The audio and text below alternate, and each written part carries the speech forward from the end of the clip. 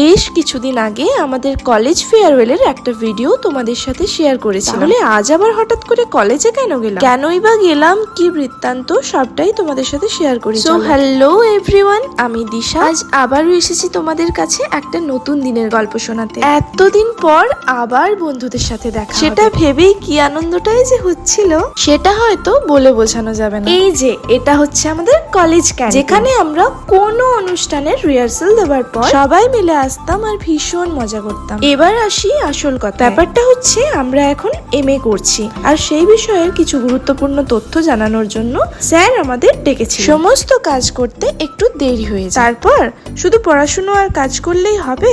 খাবারটাও তো খেতে হবে নাকি? আমি চেয়েও কিন্তু বড় হয়ে উঠতে পারছি, আর সেটার কারণ হচ্ছে আমার সঙ্গ দোষ, যেটা তোমরা দেখতেই পাচ্ছ। যতই দোষের হোক, এই সঙ্গ ছাড়া যাবে না। যাই হোক, আজকের ভিডিওটা এই অবধি। দেখা হচ্ছে খুব তাড়াতাড়ি।